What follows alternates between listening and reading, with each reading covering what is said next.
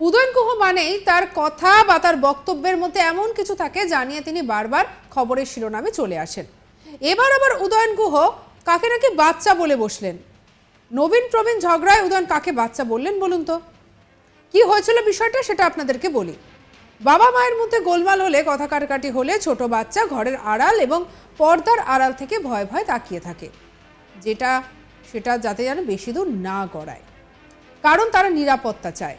তাই যারা বিতর্ক করছেন তাদের দ্রুত এসব বন্ধ করা উচিত। প্রবীণ নবীন বিতর্ক প্রসঙ্গে এবারে আজ তাক বাংলায় এমনটাই মন্তব্য করলেন উদয়ন গুহ। তবে তিনি বাচ্চা বলতে কাকে বুঝিয়েছেন সেই বিষয়টা নিয়ে প্রশ্ন উঠেছে। আসলে তৃণমূলে নবীন প্রবীণ দ্বন্দ্ব নিয়ে বিতর্ক চলছেই। দিন দিন সেই বিতর্কের ঝাঁজ আরও বেড়েছে। কার মুখ দেখে অনুপ্রাণিত হয়ে দলে আসা, আর দলে কে অপরিহার্য, দলের ঝাঁজ কার বেশি, কে ভবিষ্যৎ, গত কয়েকদিনে এই সকল প্রশ্ন তুলে মদন মিত্র, সৌগত রায়, সব্যসাচী দত্ত, কুণাল ঘোষ, সুদীপ বন্দ্যোপাধ্যায়, তাপস রায় সহ তৃণমূলের শীর্ষ নেতৃত্বেরা প্রায় অনেকেই যে যার মতো করে দাবি রেখেছেন। আর এবার এই বিষয়ে আজ তাক বাংলার মুখোমুখি হয়েছেন উত্তরবঙ্গ উন্নয়ন মন্ত্রী উদয়ন গুহ। তিনি বলেন যে বাড়িতে বাবা মায়ের মধ্যে কথা কাটাকাটি হলে ছোট বাচ্চা পর্দার আড়াল থেকে দেখে ভয় ভয় থাকে। তেমনি কর্মীরা চায় উপরের তলার নেতাদের মধ্যে যাতে কোনো গোলমাল না হয়। নিরাপত্তার অভাব বোধ করেন সাধারণ কর্মীরা। তাই যারা বিতর্ক করছেন তাদের দ্রুত এসব বন্ধ করা উচিত, এমনটাই বলেছেন উদয়ন গুহ।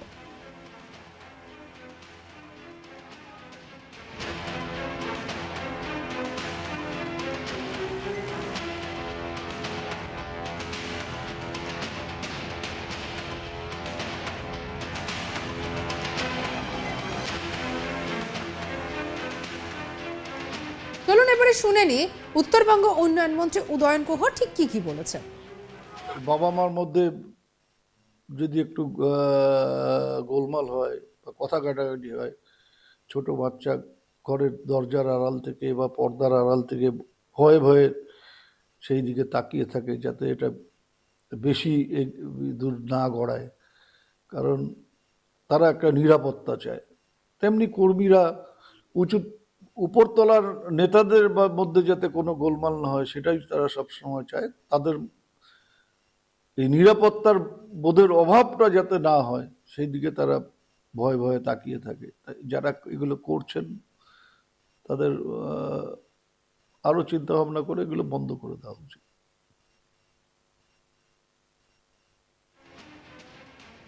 দলের অন্দরে নবীন প্রবীণ নিয়ে যে এত টানাপোড়েন চলছে সেই বিষয়ে তিনি নবীন না প্রবীণদের দলে সেটাও স্পষ্ট করে দিলেন উদয়ন গুহ। উদয়ন গুহ বলছেন যে চুলে পাক ধরার কারণে প্রবীণ, মমতা বন্দ্যোপাধ্যায়ের হাত ধরে আসার জন্য প্রবীণ, না ঘাড়কা না ঘাটকা। আমি নিজেই তো প্রবীণ। আমি মনে করি যে কোনো রাজনৈতিক লড়াই নবীন প্রবীণের মিশ্রণ ছাড়া সে দল কখনোই শক্তিশালী হতে পারে না। মমতা বন্দ্যোপাধ্যায় সবসময় বলেন নবীন প্রবীণের মিশ্রণে এক হয়ে দলকে শক্তিশালী করতে হবে। অভিষেককেও কখনো বলতে শুনিনি এটা কোনো ইস্যু নয়। এটি কি বলেছেন শুনুন। চুলে পাক ধরার কারণে প্রবীণ, আর মমতা বন্দ্যোপাধ্যায়ের হাত ধরে তৃণমূল কংগ্রেসে আসবার জন্য নবীন। কোথায় আছি? না ঘরকা না ঘাটকা। আমি নিজে তো প্রবীণ, তবে আমি মনে করি যে যে কোনো লড়াই, অর্থাৎ রাজনৈতিক লড়াই, প্রবীণ নবীনের মিশ্রণ ছাড়া সে দল কখনো শক্তিশালী হতে পারে না। শুধু প্রবীণরা লড়াই করবে সেটাও যেমন সম্ভব না, শুধু নবীনরা নেতৃত্ব দেবে সেটাও কখনো সম্ভব নয়। এবং বিতর্কতা আসছে কোথার থেকে? মমতা বন্দ্যোপাধ্যায়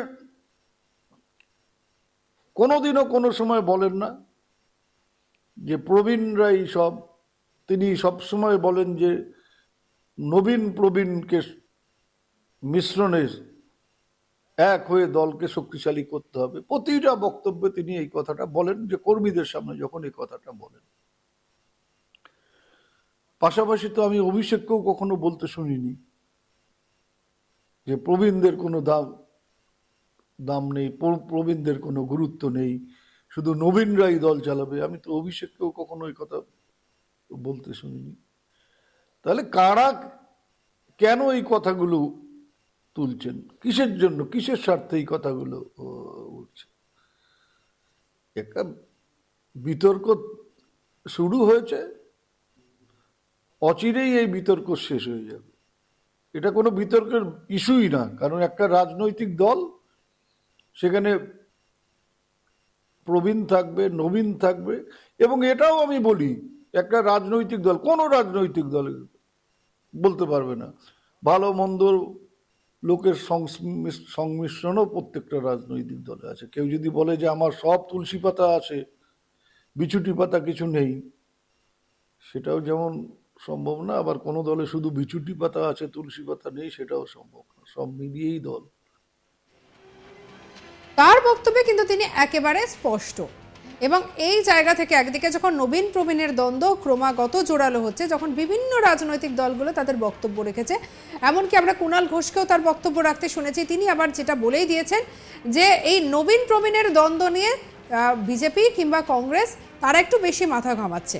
তৃণমূলের অন্দরে কি হচ্ছে তা নিয়ে আসলে এরা চিন্তায় পড়ছে, কারণ তাদের অন্য কোনো কাজ নেই, এমনটাও কিন্তু বক্তব্য রাখতে শোনা গেছে।